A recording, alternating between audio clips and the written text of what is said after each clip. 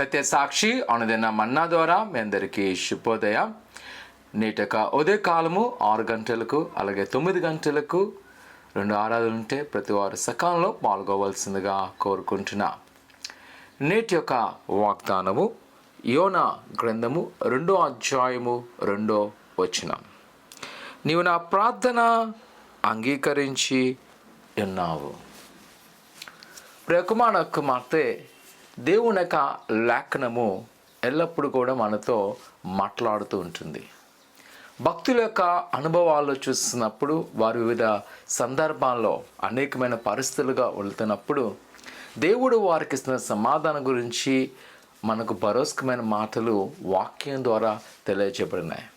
యోనా గారు దేవుని యొక్క చిత్తానికి వ్యతిరేకం వెళ్ళినప్పటికీ మరలా దేవుని యొక్క చిత్తంలో బలపడినప్పుడు ఆయన ఏ విధంగా ఎక్కడ చేర్చాలో అక్కడ చేర్చడం మనం చూస్తాం.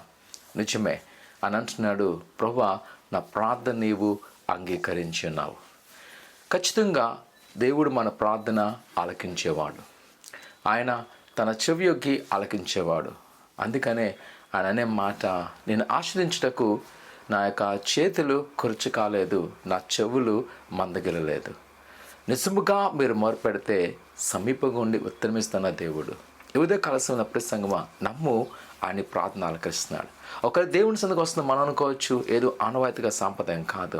ఈరోజు దేవుని యొక్క సన్నిధిలో నువ్వేదైతే మొరపెడతావో, అన్న దేవుని సన్నిధిలో నీళ్ళు కమ్మరించినప్పుడు ఆమె ప్రార్థన ఆలకించున్నాడు. ఈ రోజులో ప్రసంగమా దేవుని సన్నిధికి వచ్చి నీవు నీ పరిస్థితి బట్టి, నీ కుటుంబాన్ని బట్టి నువ్వు ప్రార్థన చేయి.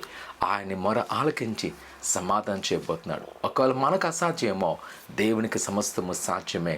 ఆయన్ని బంధకాలు విడుదల చేయగాక ప్రార్థన చేసుకుందాం.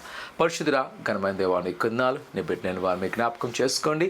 నీ కృపాక్షను నింపి బలపరచండి. నీ దీవెన ఆశయం దయచేయండి.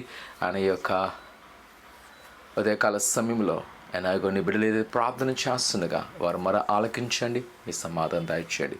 వారికున్న కొదులు ఆటంకాలను తొలగించి నీ కృపాక్షములతో నింపమని యేసునామమున తండ్రి, ఆమేన్. ప్రభువుని నమ్మకించి ప్రార్థన చేయండి. దేవుడి మీ పట్ల గొప్ప కార్యం చేయను గాక, ఆమేన్.